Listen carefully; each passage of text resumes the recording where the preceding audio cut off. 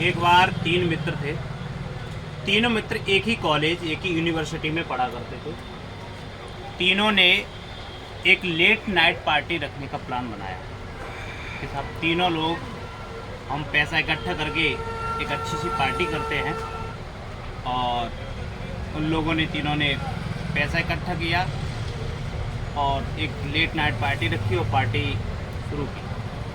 Party करते करते इतना टाइम हो गया कि मिडनाइट, आधी रात से ज़्यादा तक पार्टी की और समय ऐसा बन गया कि दूसरे दिन उन तीनों लड़कों का उसी यूनिवर्सिटी में पेपर था।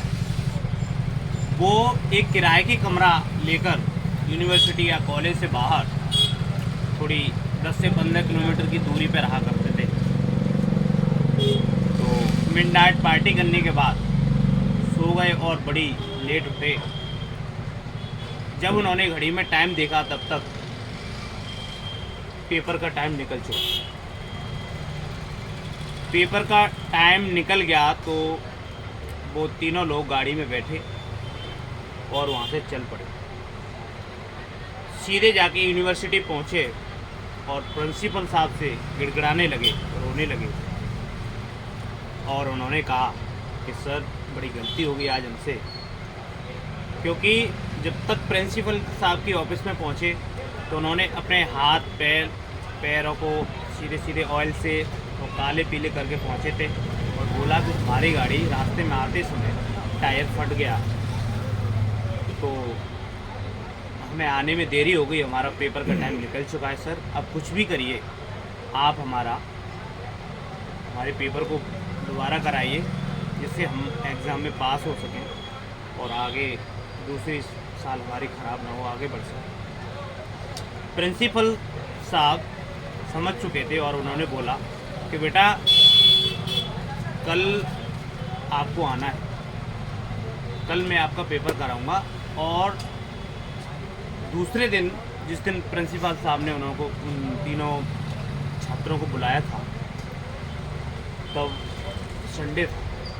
संडे वाले दिन उन्होंने तीनों छात्रों को बुलाया और जाके वहाँ पर तीनों छात्रों को अलग अलग रूम में, अलग अलग कमरे में बैठा दिया और उनको कॉपी थमा दी। कॉपी थमाने के बाद में प्रिंसिपल साहब ने पेपर दिया और सबको एक एक पर्चा पकड़ा दिया। उसमें उन्होंने लिखा कि आपको सिर्फ कॉपी में ये लिखना है कि कौन सा वाला टायर आपका फटा या पंचर हो।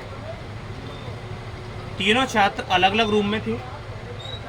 तीनों को एक ही क्वेश्चन का जवाब देना था प्रिंसिपल साहब ने, और कुछ नहीं पूछा। तो आप समझ सकते हैं, तीनों से कॉपियाँ ली गई 2-2 घंटे बाद और कॉपियाँ रख ली गई और तीनों को एक साइड में खड़ा करके बोला, बेटा मैं समझ चुका हूँ और मैंने कल ही समझ लिया था कि आप क्या बोलने वाले। तो आप इस मेरे क्वेश्चन करने से पहले ही आप समझ चुके होंगे कि तीनों के जवाब अलग अलग थे, क्योंकि उनको पता ही नहीं था कि कौन सा टायर फटा हुआ है। इसीलिए इस कहानी से हमको यही शिक्षा मिलती है, वकील, गुरु और डॉक्टर, इन सब से कभी भी झूठ नहीं बोलना चाहिए, क्योंकि ये हमारी बात को पहचान सकते हैं, पकड़ सकते हैं। और अगर हम अपने से बड़ों का सम्मान नहीं करते हैं, गुरुजनों का सम्मान नहीं करते हैं या झूठ बोलते हैं, तो हम लोग कभी आप ज़िंदगी में आगे नहीं बढ़ सकते। इस कहानी से यही शिक्षा मिलती है कि हमें अपने से बड़ों का सम्मान करना चाहिए और कभी भी हमें झूठ नहीं बोलना चाहिए।